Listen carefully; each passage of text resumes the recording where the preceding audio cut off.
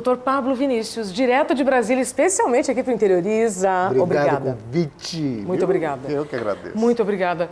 Pablo, nós fizemos tantos movimentos juntos durante a pandemia e que alegria então poder te receber agora, né, fisicamente.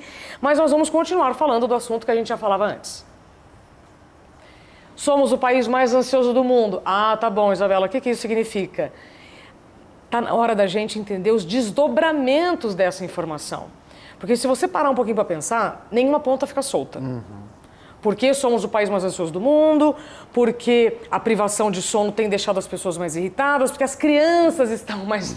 Por que as crianças estão mais impacientes? Será que os adultos estão pacientes? Tudo isso está ligado, né, doutor? A saúde mental, ela é um resultado, né? A saúde mental, ela não é conquistada por uma ação. Você não vai ter saúde mental só porque dorme bem, mas se alimenta mal.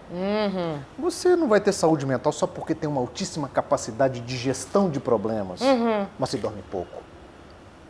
Então, eu tenho uma frase muito interessante que eu gosto de falar no consultório, que é assim: não tem como viver bem vivendo mal. Ah, exato. Não tem como estar bem fazendo escolhas ruins. Não tem como dormir com Deus e o diabo ao mesmo tempo na mesma cama.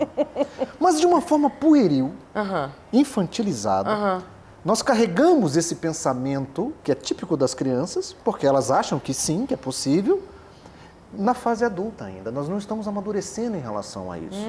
Então a gente vê adultos achando de fato que é possível eu escolher coisas opostas ao mesmo tempo e usufruir das duas ao mesmo tempo. Entendi. Então eu quero ter um prazer enorme comendo um Big Mac. E eu quero ser magro. Pegou? Eu quero trabalhar, eu quero ser a pessoa que mais bate meta neste planeta. E quero ter família. Isso. E quero transar. E quero ter saúde. A melhor mãe do mundo. Não vai ter como. E ser plena. Não vai ter como. Tá.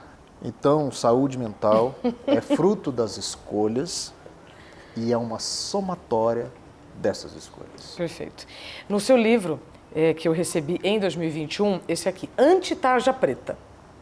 Dr. Pablo Vinícius, venda sem prescrição médica, a leitura deste livro pode transformar a sua vida. Por quê? O que eu vejo diante, né, da tarja preta? Algumas pessoas estão medicalizando muitas dores e aquelas que têm diagnósticos e que já chegaram num nível tão devastador de saúde, que tem indicação para remédio, não querem tomar. Perfeito. Porque tem medo ou seja, tem muito preconceito. Perfeito. Então a gente está banalizando o uso dos remédios? Eu costumo dizer que eu participo de 2 movimentos na saúde mental. Eu sou um defensor árduo da existência da doença mental. Tá, enquanto um comprometimento cerebral, que essas pessoas precisam de ajuda. Nós estamos já há algum tempo aqui conversando, até antes das câmeras. Nesse tempo que nós estamos aqui conversando, 2 brasileiros cometeram suicídio.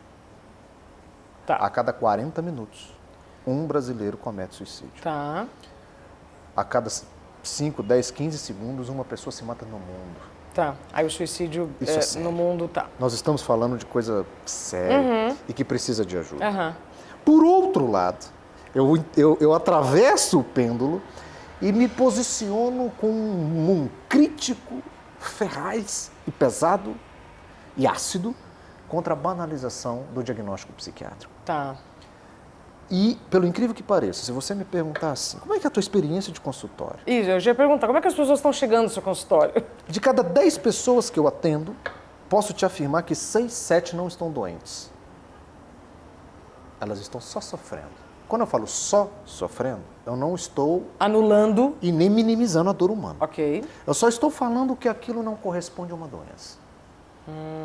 Então, nem toda dor, nem todo sofrer, nem toda tristeza significa depressão. Assim como nem toda desatenção é TDAH. Falei ontem com um grande amigo, estilista. Ele tinha esquecido um nome lá do livro. Ele falou, não, porque meu TDAH... Aí eu olhei para ele e falei assim, Eduardo, você é criativo, você já produziu 200 coisas hoje, você só escreveu, isso não é TDAH, meu amor. Isso, perfeito. Faz sentido? Total. E é isso que está acontecendo. Quando a gente banaliza as palavras, a gente esvazia as palavras do conceito delas. Então, quando eu falo, um médico, um psiquiatra fala de depressão, cara, eu estou falando de uma entidade, de uma doença. Doença. E quando um cidadão, uma pessoa leiga fala, eu estou com depressão, isso me machuca. Também. Porque não é depressão, a doença é depressão. Às vezes ela está usando até de uma forma de expressão. Mas a tristeza não necessariamente é a doença, a depressão. A desatenção, a dificuldade de se concentrar, a dificuldade de produzir, às vezes nada tem a ver com TDAH. Mas eu tenho que fazer uma meia-culpa com a minha área da psiquiatria. Porque os psiquiatras estão meio sem paciência e eles mesmos estão dando os diagnósticos muito rápidos. Então, eu te dou um exemplo da desatenção. Doutor, eu marquei essa consulta porque eu tenho certeza que eu tenho TDAH. É mesmo? Aí eu vi um vídeo no YouTube com os sintomas. Eu olhei aquilo, eu falei assim, eu tenho TDAH. Eu falei, então você marcou essa consulta para eu chancelar o seu diagnóstico? Você nem quer conversar comigo? Não, claro, vamos conversar. Aí eu vou conversar. E o seu sono, como é que tá? Pronto. Hã? Vamos começar por aí? Aí não entende, né? Porque eu quero começar pelo sono. Durmo bem, durmo super bem. Que horas que você vai para cama? 1h. E que horas que você acorda? 1h05 para trabalhar. Você não tem TDAH, você está privado de sono. Privação de sono já foi usada como técnica de tortura, gente. Essa informação não pode ser... Os sintomas da privação de sono são os mesmos do TDAH. Quais são? E só para terminar. Então, antes da gente diagnosticar TDAH, na queixa de desatenção, eu tenho que fazer uma investigação das possíveis causas da desatenção. Uma delas é a privação de sono. Totalmente. E eu só posso falar que alguém tem TDAH quando eu corrigir a privação de sono. Tá.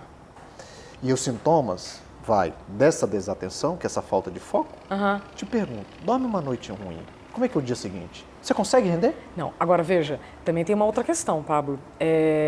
Quando você tem menos idade, eu me lembro do Ricardo Amorim falar isso para mim. Conforme o tempo passa, as responsabilidades aumentam, o tempo continua o mesmo. Aí se você não corrigir as suas atividades, você vai reduzindo o tempo de sono.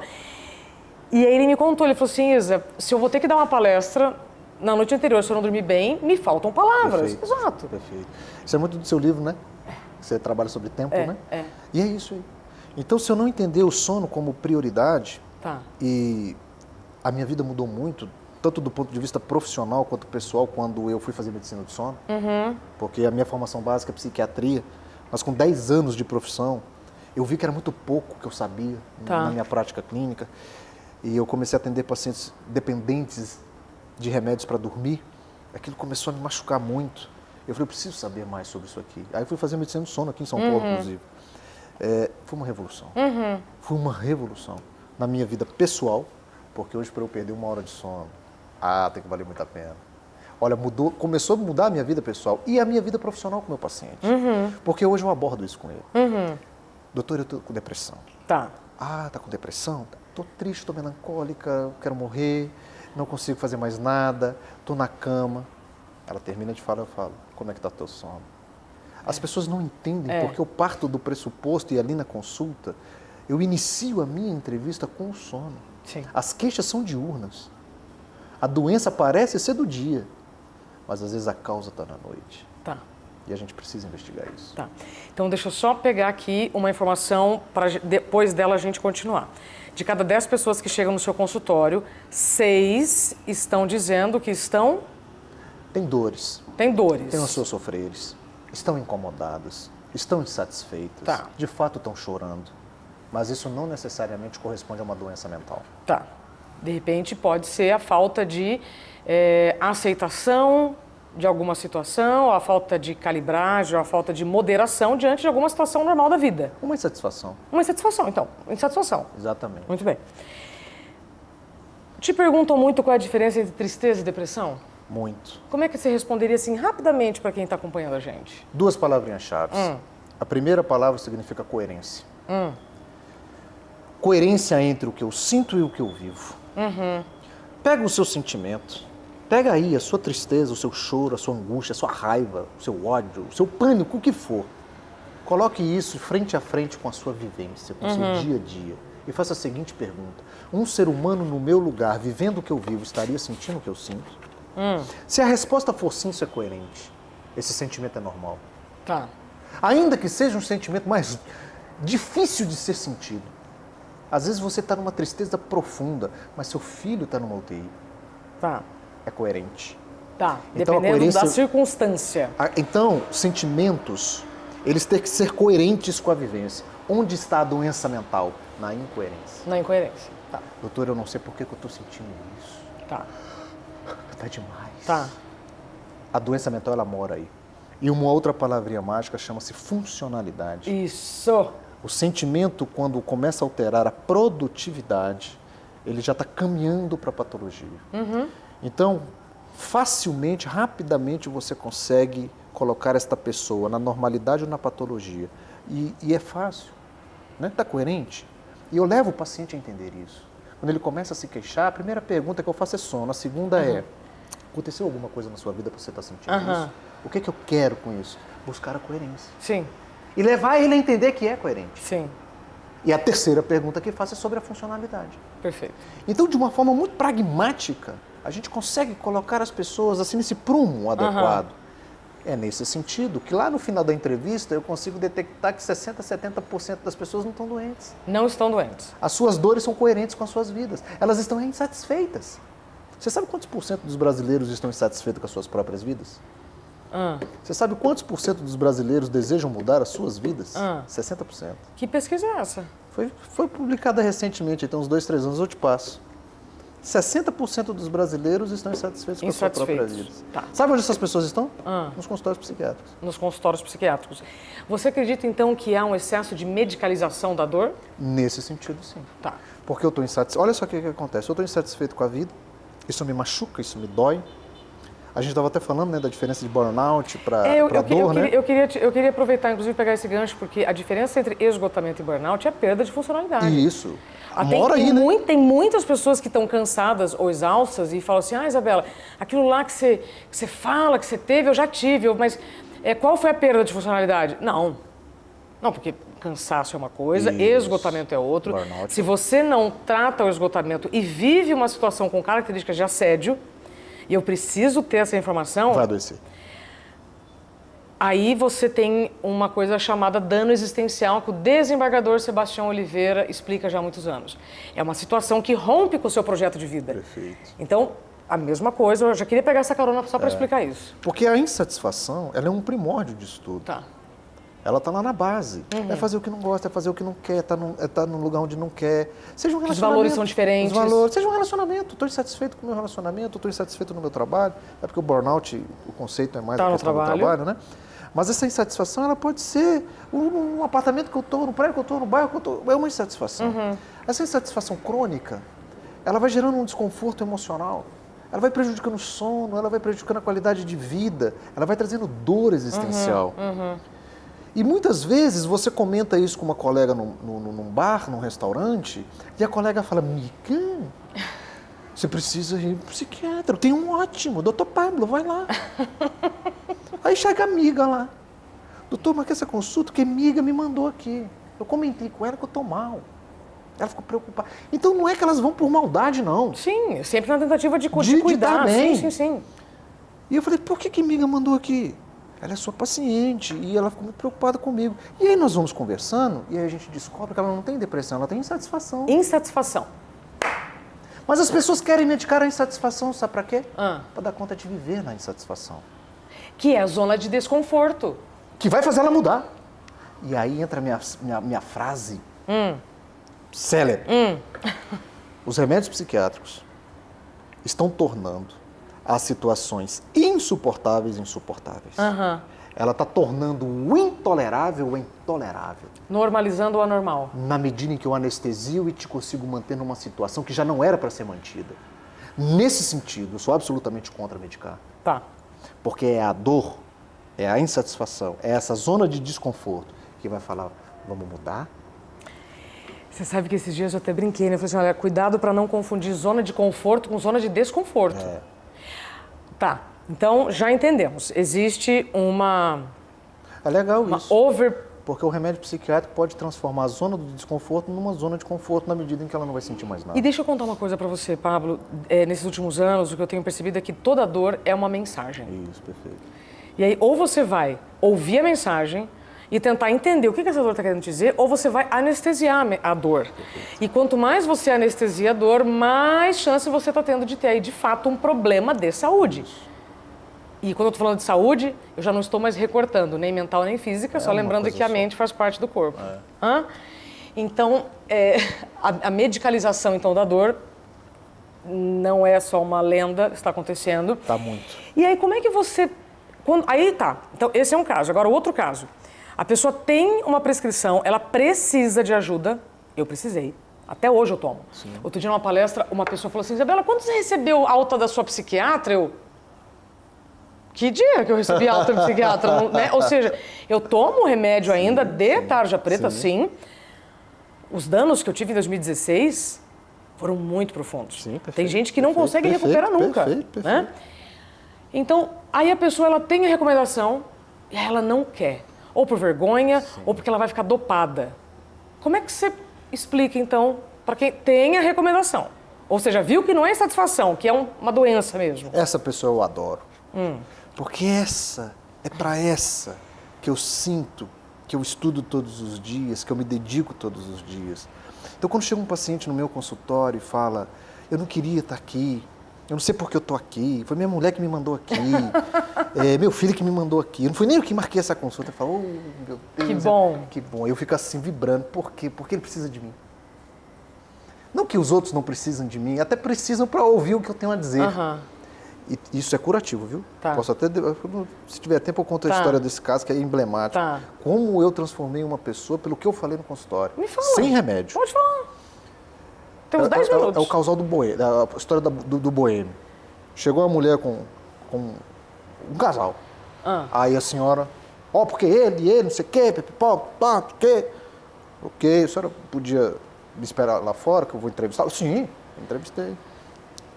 Chama ela lá, entra. Eu falei assim pra ela, olha, o seu marido tem um problema muito sério, menina. Tá vendo? Como foi bom? Você não queria vir? Tá vendo? Qual é? O seu marido é boêmio. Boêmio? Boêmio. Arregalou, igual você arregalou pra mim. Gosta da cerveja, da noite, violão, até 3 horas da manhã. Eu não acredito que eu marquei uma consulta no psiquiatra pra ouvir que meu marido é boêmio. Pra isso eu não precisava de um psiquiatra. Falei, sabe por que eu tive que falar isso pra senhora? Porque a senhora me procurou como técnico, como médico. Eu não sou seu amigo. Não sou o quê? Seu amigo. Seu amigo. Então eu não tenho relação afetiva com a senhora, então o meu posicionamento com a senhora é eminentemente técnico. E você sabe por que a senhora quer transformar a boemia dele num diagnóstico médico? Entendi. Porque sendo doença tem tratamento. E a senhora, no fundo, veio aqui esperando um remedinho para ele dormir 9 horas da noite de conchinha com a senhora. E aí você não deu remédio? Me xingou, acabou com a minha vida. Foi cancelado nas redes. Me fechou a porta, bateu a porta. Não deu nem tempo de eu falar, pega lá o seu dinheiro. Não, ela já tá. 8 meses depois, tô lá atendendo. Aí entra uma pessoa. Pois não, o senhor lembra do boêmio? Vai vir me matar aqui dentro agora. Aí eu falei, lembro, claro, nervoso. Aí ela... calma, ela viu que eu fiquei, calma. Eu primeiro vim aqui para te pedir desculpa aquele dia. Para te pedir perdão, a forma que lhe tratei. Aí eu falei, claro, a gente está acostumado. E segundo, para dizer que aquilo que o senhor falou ficou reverberando assim, me maltratando na minha cabeça. Conclusão, conversamos, pensamos, nos separamos. Porque concluímos que ele não é para mim e eu não sou para ele. E eu vim aqui para falar para o senhor continuar falando o que o senhor fala. Não deixe de ser quem é o senhor do jeito que o senhor é. Fale. Imagina se porque você aquilo tivesse... foi muito importante para minha vida. Imagina se você tivesse recomendado uma medicação. E eu falei isso para ela. Eu falei assim, eu posso dar um diagnóstico para ele e eu tenho um remedinho aqui que ele vai dormir 10 horas da noite de conchinha para a senhora todos os dias. Só que nesse momento eu estarei criando um doente. Olha que interessante. E é isso que às vezes a gente faz. Porque, principalmente entre casais, às vezes você tem um comportamento que me desagrada, eu te chamo de quê? Doente. Eu quero que você marque a consulta para ter um diagnóstico. Simplesmente porque você tem um comportamento que não me agrada. Então nós estamos inventando diagnósticos e doenças para simplesmente comportamentos que não agradam o outro. Aí eu te chamo de doente. Tá. Então, ó, só para esclarecer, deu para entender o que é tristeza, o que é depressão, o que é circunstancial, o que é uma doença, o que é insatisfação, o que é depressão, tudo isso nós já falamos. E agora você está me trazendo o seguinte: cuidado com o que você pede. Isso, né? você pode ganhar. Porque você pode ter. E é evidente que a gente tem muito mais farmácia do que bibliotecas nas esquinas, né? Eu não sou contra as farmácias, também já estou dizendo isso, mas está na hora da gente ser mais responsável com o que nós fazemos conosco. E antes de passar para o próximo assunto, mesmo tomando a medicação, ela não anula a sua responsabilidade de mudar o estilo de vida. Perfeito, perfeito. Né? E eu falo isso muito com o paciente. O medicamento agora é necessário, eu falo isso para ele. Você está muito mal.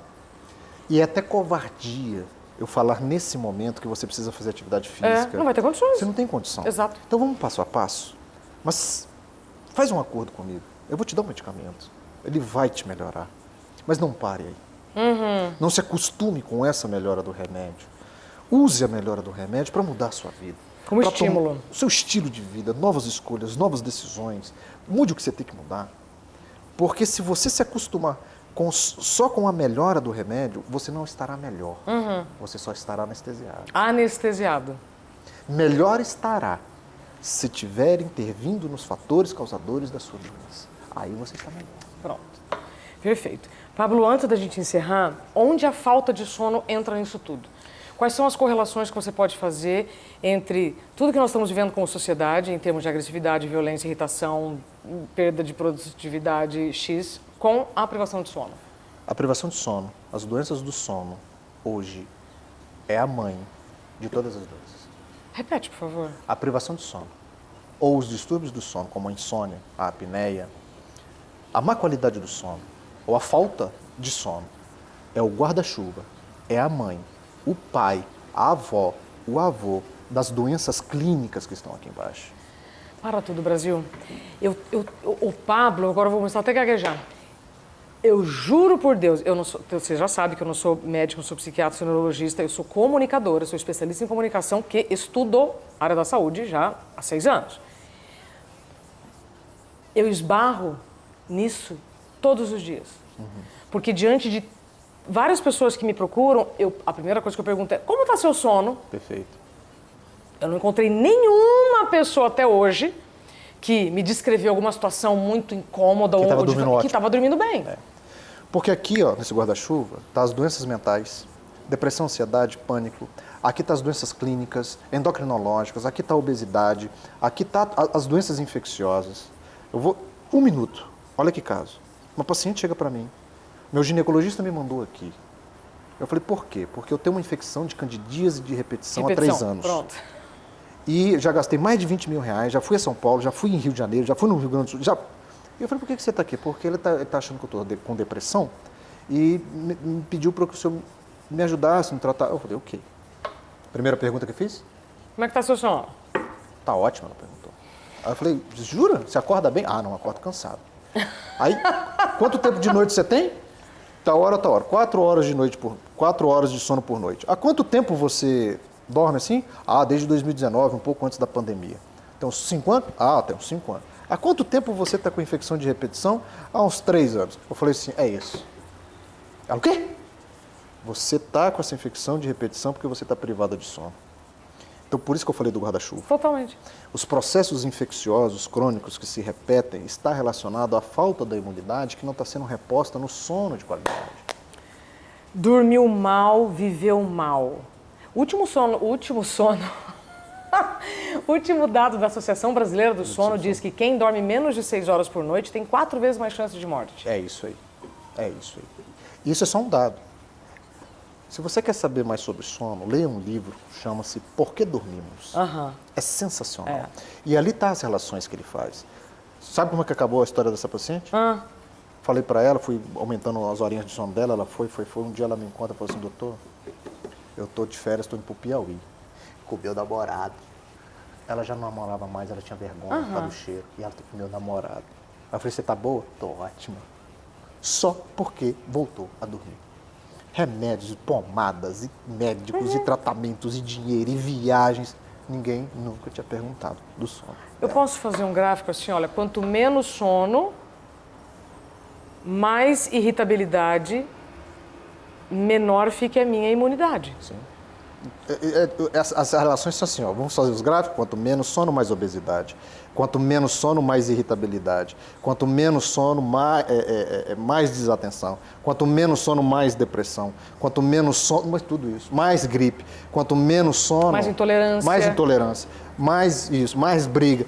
O sono, ele é a mãe, o pai, a avó, o avô da saúde física e mental. Boa noite, gente. Vou aproveitar que já está aqui, ó.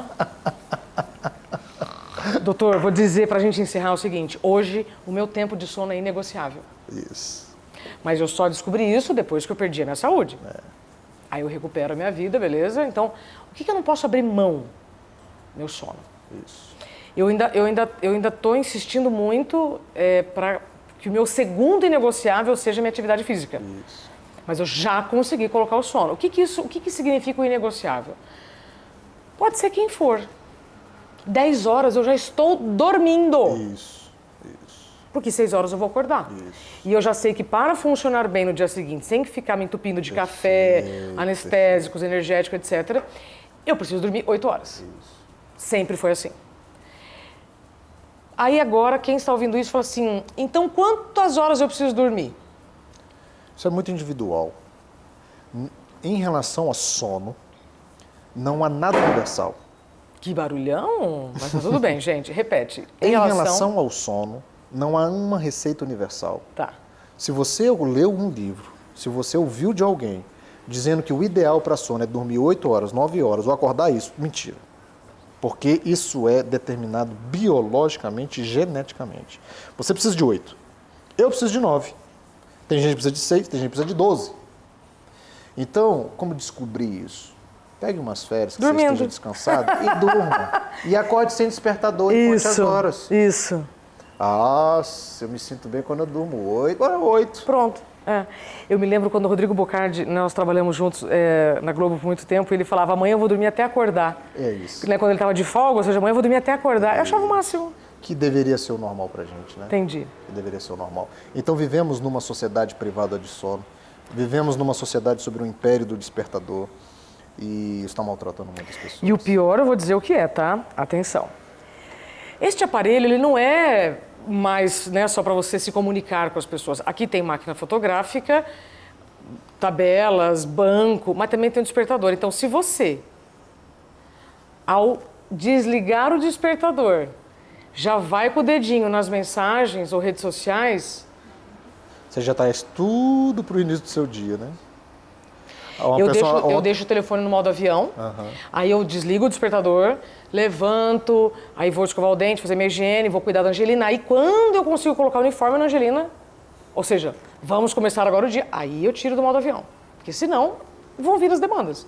Ontem eu estava participando de uma entrevista, a pessoa me perguntou isso. Qual é a primeira coisa que tem que fazer quando acorda e abrir os olhos? De saúde física e mental. Foi sol na cara, no olho, na retina, sol, abre tudo. Antes de qualquer coisa, para que você inicie o ciclo do cortisol alto e da melatonina baixa. É a primeira coisa que tem que ser feita. Quando eu pego a minha bebezinha no berço, aquela... Giovana. Papai, mamãe. Eu adoro pegar ela quando ela acorda. Primeira coisa que eu faço. Tá, chá. Aí pego ela e falo, bom dia, Sal. Exato. Porque ali eu tô inibindo a melatonina dela, ali eu tô estimulando mais ainda o cortisol dela para a vida dela. Então, antes de celular, antes de qualquer coisa, o ideal é fototerapia, é sol na retina. Para a gente encerrar, para quem está nos assistindo e ainda está dormindo mal, ainda não se convenceu que precisa pegar esse dedinho, desligar o telefone mais cedo, não ficar consumindo conteúdos. Você conhece gente que acorda para ir no banheiro à noite e pega o telefone? Demais. Teve pesquisa, eu não me lembro agora o número, que não sei qual a porcentagem de brasileiros que acordam para fazer xixi e checam mensagem no telefone. Sim. Aí dorme mal, não sabe por quê. Tá, então para essas pessoas ainda, qual é a sua recomendação para a gente começar a cuidar melhor do nosso sono? O que é um sono de qualidade? É um cérebro e um corpo tranquilo que você entrega para o seu travesseiro. Por que nós estamos vivendo uma epidemia de insônia? Porque nós estamos entregando um corpo e um cérebro pegando fogo para o nosso travesseiro. Você não vai dormir. E aí você vai marcar uma consulta com o médico falando que você está com insônia. E ele vai te dar um remédio para dar uma pancada no teu cérebro. Então, sono de qualidade é quando você entender que você tem que entregar esse cérebro relaxado para o seu travesseiro. Boa. Então, pelo incrível que pareça, o corpo que você bota na cama é o mesmo corpo que está vivendo durante o dia. Não tem dois corpos, não tem dois momentos. Porque as pessoas acham que tem uma chave. Eu achei que quando eu deitava, tudo Era outro apagava. corpo? É outro cérebro, outra vida? Não é. Eu tenho que te falar que aquele cérebro que você entrega para o seu travesseiro é o cérebro que está vindo tenso, nervoso, ansioso, cheio de problema. O que é dormir bem, então? Você pode até ter um dia assim. Tenso, nervoso, ansioso, com problemas, mas você tem que ter capacidade de relaxamento, que se inicia 2 horas antes de você se entregar para a cama. E é aqui que eu começo a diminuir o estímulo luminoso. Lá em casa mesmo, eu tomo todo o cuidado do mundo, chega uma determinada hora, eu começo a desligar as lâmpadas, bota luz indireta de abajur, tira a luz do teto, Exato. bota filtro de celular, no computador, e ler antes de dormir em telas diminui em 10 a 20 minutos a quantidade de sono profundo. Repete. Ler telas antes de dormir, por causa da luz azul, diminui em até 10, 15, 20 minutos a quantidade de sono profundo, que é o sono reparador. Então, às vezes, você até dorme, mas está acordando cansada, é porque o teu sono está superficializado e você nem sabe. Você está sem sono profundo. Não sei se você sabe, mas é no sono que acontece toda a faxina do nosso corpo, toda a produção dos hormônios. O Eu sou Alzheimer apaixonada. está relacionado com má qualidade de sono Quando a gente vai chegando nos 40, 50, nós vamos perdendo algumas características do sono, ok? E olha que interessante, alguns estudos mostram que por perder essas algumas fases importantes do sono, ou pelo menos diminuir, fases que faz a faxina, é que começa o acúmulo das proteínas do Alzheimer. Exato. Então tem estudos mostrando que é esse processo de envelhecimento do sono é que é um fator de risco para o Alzheimer. Então se a gente começar a intervir mais cedo nessa qualidade do sono, nós estamos protegendo do Alzheimer. Eu vou dormir. Pode ser um programa, doutor? Falando sério. Dá sono, não dá pra falar de sono? Não, é que esse horário, né? Inclusive a gente está gravando aqui no Panambi, já está à noite, e eu fico muito honrada em ter você. A Cecília também está aqui, tá, gente? Cecília é a esposa, tá? Dr. Pablo Vinícius, a mãe da Giovana. Obrigada pelo tempo de vocês. Que bom que a gente pôde falar sobre isso. E para quem quer continuar te acompanhando, quais são as páginas? Eu estou no Instagram, @drpablovinicius, no YouTube, drpablovinicius. E é um prazer estar recebendo vocês lá, porque eu costumo falar que mais do que cuidar de pessoas, eu gosto de ensinar pessoas. Porque quando a gente ensina, a gente cuida 2 vezes. Então eu sou muito mais professor do que médico. E a minha consulta é uma consulta em que eu ensino o meu paciente a viver melhor.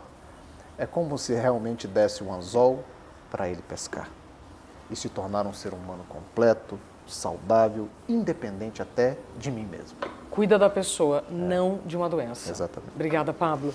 Muito Eu que agradeço obrigada. o convite, tá? Se fez sentido para você, tenho certeza que fez, compartilhe então com quem você quer bem. Provavelmente você conhece alguém que não está dormindo bem e vai se beneficiar muito dessas informações. Eu te encontro no próximo Interioriza. Até mais.